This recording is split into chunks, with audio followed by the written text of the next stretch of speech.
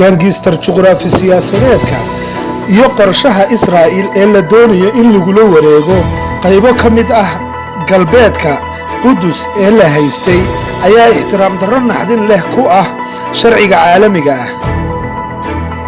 ku xidhnoo hoyga xogaha iyo dhiirigelinta ee Hanaqaad Media. fadlan haddii aad ku cusub tahay kanaalka subscribe saar, siina share garee oo la wadaag asxaabtaada.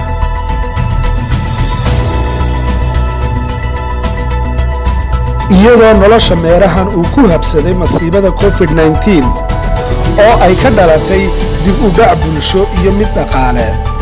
wakhtigaas oo kale waa wax aan la yaab lahayn in waxa ugu wanaagsan ama ugu xun ee bini'aadam sameeyo la soo bandhigo. adkaynta xayiraadda Maraykanka ee xilliga qalalaasaha caafimaad ee horeyna si qoto dheer u saameysay wadamada sida Iiraan iyo Venezuela ayaa tusaale buuxa u ah. arrinkan ayaa ku tusaya jiritaanka juqraafi siyaasadeed iyadoo ay la kulmayaan diidmooyin adag oo bani'aadantinimo oo heer sare ah oo la xidhiidha joojinta cunaqabataynta ugu yaraan muddada cudurku faafayo. dalkii la qafiifin lahaa cunaqabataynta waxa aynu aragnaa dhagala'aanta Washington oo ku sii ololeynaysa siyaasadeeda cunaqabatayntii ugu sarreysay. sheeko kale oo mugdi ah waa qoobka ciyaarka Israa'iil ee sharci darrada ay kula wareegayso inta ka hadhay dhulka la haysto ee daanta galbeed ee uu ballan qaaday Benjamin Netanyahu. ku adkaysiga in lala wareego dhulka reer Falastiin ayaa si toos ah u jebinaya qodobada aasaasiga ah ee sharciga caalamiga ah, waxaanay u muuqataa in aan si dhab ah loo aqbali doonin. sababtaa darteed Israa'iil waxay isku dayi doontaa in ay meel mariso iyadoon u hayn wax faahfaahin sharci ah. qawaaniinta la ansixiyey ee ku saabsan in aan la degi karin dhul xoog lagu haysto. xaaladaha noocan ah ee la wareegidda ayaa waxaa kale oo ay si toos ah uga hor imanaysaa sharciga caalamiga ah ee bani'aadantinimada sida ku xusan shirweynihii afraad ee Geneva.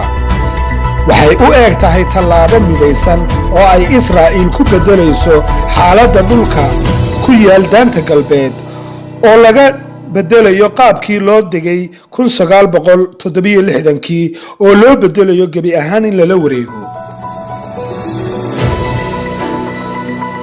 ma aha wax lala yaabo in saraakiil sarsare oo Israa'iiliyiin ah oo ay ku jiraan madaxdii hore ee Mossad iyo Shin Bet iyo sidoo kale saraakiil hore oo ciidamada howlgabka noqday ay qayladaan ka muujiyaan. dabcan midkoodna doodan gudaha Israa'iil ma diido in dib loo dhigo, sababta oo ah waxay ka hor imanaysaa sharciga caalamiga ah. waxay diidmo kala kulmaysaa qaramada midoobay iyo midowda Yurub, waxayna ku xadgudbaysaa xuquuqdii reer Falastiin.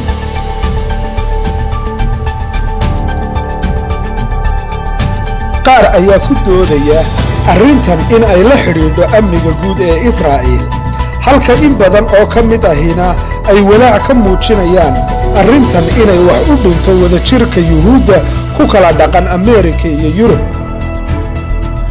marmarka qaar waxa ay ku baaqaan xaq u lahaanshaha kitaabka quduska ah ee Yuhuudda iyo Samaria oo loo yaqaan daanta galbeed. xaq u yeelashadan waxaa lagu xoojiyaa iyada oo la tix raacayo caadooyinka iyo dhaqamada qotada dheer ee Yuhuudda iyo qarniyadii xiriirkii taariikhiga ahaa ee in yar oo Yuhuud ahi ay deganaayeen dhulkan. laakiin doodani ma aha mid cago badan ku taagan marka laga hadlayo qaran Falastiin la dhaho. haddaba waxaa halkaa ka muuqanaya kibirka iyo isla weynida siyaasadeed. keliya ma aha in sharciyada iyo habraaca nidaamka dawliga ah ee adduunka in daaqadda laga tuuraayo, laakiin hadallada gudaha ee ku saabsan wareejinta xuquuqda waxaa loo fuliyaa sidii in aanay dadka inta badan waxba ka khusayn. waana sawir si fiican kuugu muujinaya caqliyadda guumaysiga iyo xoogga ku salaysan ee looga fikiro gudaha Maraykanka iyo Israa'iil.